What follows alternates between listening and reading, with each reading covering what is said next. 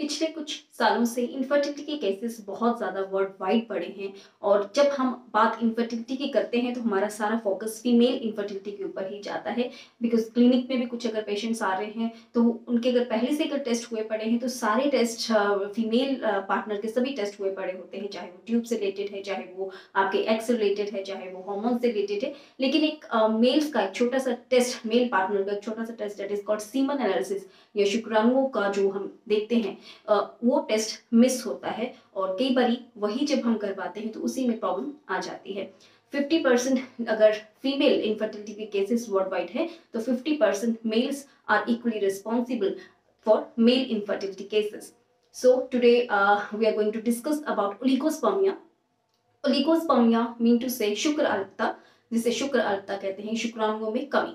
इसके क्या कारण रहते हैं और क्या इनके ट्रीटमेंट ऑप्शंस हो सकते हैं। सो ओलिगोस्पर्मिया, सबसे पहले इसके कारण अगर हम देखते हैं तो बहुत सारे कारण, क्योंकि हमारा लाइफस्टाइल चेंज हुआ है पिछले कुछ सालों से, हमारा इन्वायरमेंट चेंज हुआ है पिछले कुछ सालों से, और एज अ रिजल्ट जो एक शुक्राणु रहते हैं, एक बहुत ही इंपॉर्टेंट पार्ट रहता है, जनरेशन जिसका बढ़ाने का एक काम होता है, उनके ऊपर बहुत ज़्यादा अफेक्ट हुई है वो चीज़। सो ओलिगोस्पर्मिया में मेडिकल कॉजेज भी होते हैं। मेडिकल कॉजेज में क्या आ जाता है कि अगर आपका, क्योंकि हमें पता है जो भी शुक्राणु हैं वो हार्मोन्स से बनते हैं, हार्मोन्स बहुत ज़्यादा इंपॉर्टेंट रोल प्ले करते हैं। तो मेल का जो हार्मोन बहुत इंपॉर्टेंट रहता है वो है टेस्टोस्टेरोन। टेस्टोस्टेरोन है या फॉलिकल स्टिमुलेटिंग हार्मोन है which is called FSH LH है।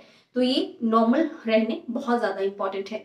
तो मेडिकल कॉजेज में सबसे पहला जो बड़ा रीजन आता है वो है कि आपके हार्मोन्स में कमी। अगर आपको टेस्टोस्टेरोन की कमी है ड्यू टू सर्टेन रीजंस, आप में वो कमी हो सकती है। वो हम एक पूरा प्रोफाइल करवाते हैं, उसमें हमें आइडिया हो जाता है कि अगर ये प्रॉब्लम है कि नहीं है। Second medical cause is varicose veins, varicocele भी जिसे हम बोलते हैं। वेरिकोज वेन्स कहाँ की? टेस्टिस की। टेस्टिस में अगर वेरिकोज वेन्स हैं तो वहाँ का टेम्परेचर राइज कर जाएगा और as a result sperm production में बहुत ज़्यादा कमी आ जाती है। तो ये भी एक मेजर फैक्टर रहता है। Third factor is diabetes. अगर आप डायबिटिक हैं या आपको थायराइड का इशू है या आपको बीपी का, हाइपरटेंशन का इशू है, तो भी आप में स्पर्म्स की कमी हो सकती है। नेक्स्ट, ये तो हो गया कि प्रोडक्शन में कमी, कि स्पर्म्स बन ही नहीं रहे हैं। एक हो सकता है कि ट्रांसपोर्टेशन में कमी हो रही हो, जो भी इजैकुलेटरी डक्ट्स हैं वो ब्लॉक हैं या ब्लॉकेज है कहीं पर, तो वो हमें स्कैनिंग से पता चलता है। वो हम टेस्टिकुलर स्कैन करवाते हैं जिससे हमें आइडिया हो जाता है कहीं पर ब्लॉकेजेस तो नहीं है। या फिर कोई इन्फेक्शन टेस्टिस में, अगर ऑर्चाइटिस है या मम्स का आपको बचपन में इशू हुआ है तो ऑर्चाइटिस हो गया है उसके बाद, तो ये भी एक मेजर फैक्टर रहता है। सेकेंड, ओवरवेट, जिनका वेट बहुत ज़्यादा बढ़ा हुआ रहता है, वो भी एक मेजर रोल प्ले करता है शुक्राणु अल्पता में। Second is environmental factors, because हमें पता है ग्लोबल वार्मिंग का इशू है एंड एज ए फैक्ट्रीज बहुत ज़्यादा बड़ी है और हीट बहुत ज़्यादा बड़ी है। हमें पता है टेस्टिस जो है वो आउटसाइड द बॉडी होती है। क्यों होती है? क्योंकि टेस्टिस को स्पर्म प्रोडक्शन के लिए हमेशा 1 डिग्री टेम्परेचर, बॉडी टेम्परेचर से लो चाहिए होता है। लेकिन जो लोग फैक्ट्रीज में वर्क करते हैं, इंजीनियर्स हैं जो, या जो लोग ऑफिस में लैपटॉप लैब में लेकर वर्क करते हैं, वहाँ से जो हीट प्रोडक्शन होती है उससे भी स्पर्म्स डेड होने स्टार्ट हो जाते हैं। तो ये एक बहुत बड़ा फैक्टर रहता है, हीट प्रोडक्शन। स्ट्रेस बहुत कॉमन है आजकल, स्लीप का, और स्ट्रेस के कारण कई बार नींद पूरी नहीं ली जाती है। तो ये छोटे छोटे फैक्टर्स होते हैं लेकिन वो आपके स्पर्म प्रोडक्शन के ऊपर अफेक्ट करते हैं, ये बिल्कुल सही बात है। तो स्ट्रेस का लेवल, स्लीप का पैटर्न कैसा है, तो और हीट बहुत ज़्यादा इंपॉर्टेंट है। तो इन चीज़ों को अगर हम कंट्रोल करते हैं तो स्पर्म का जो प्रोडक्शन है वो नॉर्मल हो सकता है। Third factor is dietary factors. Diet में भी जो अल्कोहल इंटेक बहुत ज़्यादा करते हैं, टोबैको का इंटेक बहुत ज़्यादा करते हैं, किसी भी तरह का कोई नशा करते हैं, तो वो आपके स्पर्म प्रोडक्शन को लो करता है। या आजकल जिम का ट्रेंड है, बिल्कुल गलत बात नहीं है, लेकिन सप्लीमेंट्स में कई बार स्टीरॉइड्स लोग स्टार्ट कर देते हैं, तो स्टीरॉइड्स का नेगेटिव इफेक्ट आपके स्पर्म प्रोडक्शन पर हो सकता है। तो ये सब चीज़ें, या आपका डाइट बिल्कुल बहुत ज़्यादा आप रिफाइंड या फ्राइड बहुत ज़्यादा लेते हैं, बिल्कुल एंटीऑक्सीडेंट्स नहीं लेते हैं, और बिल्कुल खाना टाइम पर अगर आप नहीं खाते हैं, तो इन सब का असर आपके स्पर्म प्रोडक्शन पर पड़ सकता है। So these are the causes. Now diagnosis कैसे होता है? तो डायग्नोसिस के लिए एक बहुत सिंपल सा टेस्ट रहता है, सीमन एनालिसिस। सीमन एनालिसिस में क्या क्या देखा जा सकता है? सीमन एनालिसिस में ओलिगोस्पर्मिया कब हम कहते हैं कि शुक्राणु अल्पता है? जब हम टेस्ट करते हैं सीमन एनालिसिस, उसमें अगर 15 मिलियन पर ml से स्पर्म काउंट कम आता है तो उसको हम ओलिगोस्पर्मिया के अंडर लेते हैं।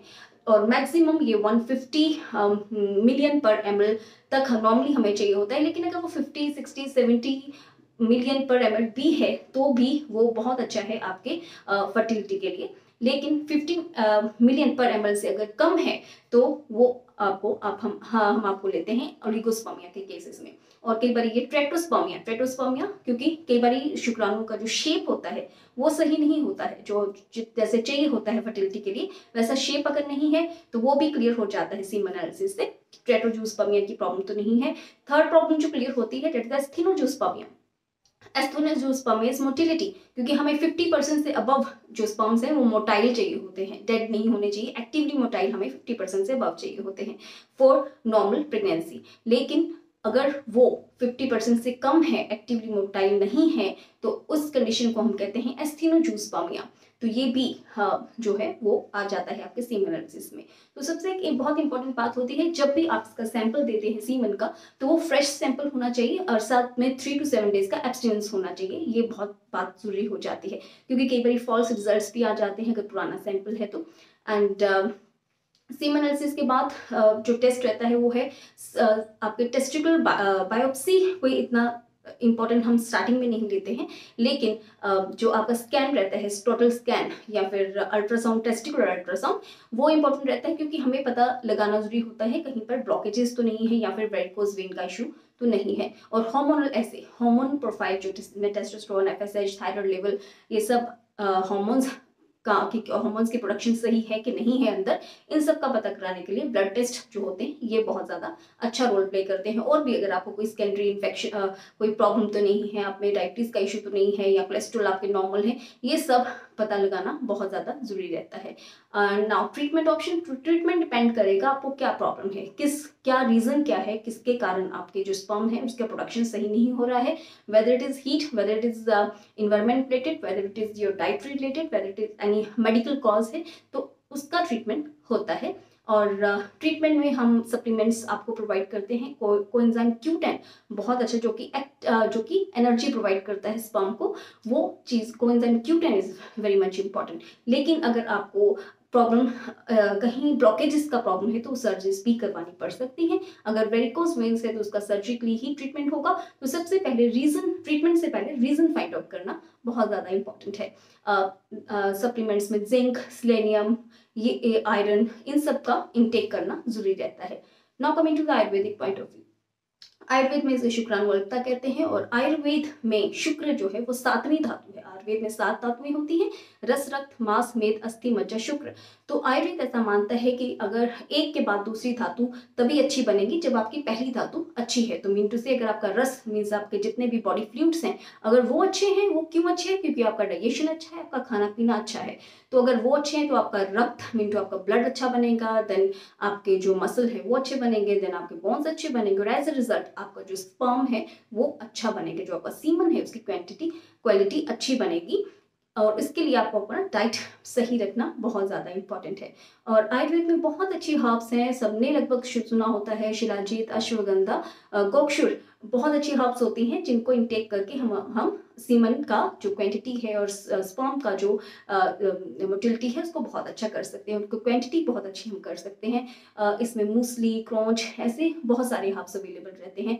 इवन रेडीमेड जो हर्ब्स, रेडीमेड मेडिसिन जो रहती है, जैसे कामनी वृंदावन रस है, शुक्र मातृकावटी, पुष्पधनवा रस, नष्ट पुष्पांतक रस, फलघृत, ऐसे बहुत सारी मेडिकेशंस हैं आयुर्वेद में अवेलेबल जो कि आपके स्पर्म की क्वांटिटी और क्वालिटी को दोनों की इम्प्रूव करती हैं। एक होम रेमेडी, कुछ एक आप होम रेमेडीज अप्लाई कर सकते हैं। सबसे पहले तो आप हीट से अवॉइड करें। ऐसे आप जो अपने क्लोथ्स हैं वो भी टाइट ना पहने जिससे कि हीट से बचा जा सके। फ़ोन जो है अपने पॉकेट में ना रखें। कुछ एक ऐसी बातें करके लैपटॉप आप अपनी लैप में ना रखें जिससे कि हीट से बचाव रहा जा सके। एज ए रिजल्ट डाइट में आप अपने antioxidants rich fruits and vegetables, nuts, seeds and nuts वो आप ऐड ऑन कर सकते हैं। मिल्क एंड मिल्क प्रोडक्ट्स, दूध, दही, मक्खन, ये बहुत अच्छा होता है स्पर्म के प्रोडक्शन के लिए। एंड एज वेल आप एक फॉर्मूला ट्राई कर सकते हैं साथ में। अश्वगंधा इक्वल क्वांटिटी में, क्रॉन्च पाक इज अवेलेबल, उसको इक्वल क्वांटिटी में लेना है। मूसली पाक इज अवेलेबल, उसको इक्वल क्वांटिटी में लेकर सुबह शाम आपको दूध के साथ एक एक चम्मच लेना है। इससे भी आपके स्पर्म की बहुत अच्छी क्वांटिटी बनना स्टार्ट हो जाती है। So this is all about oligospermia. So thank you so much.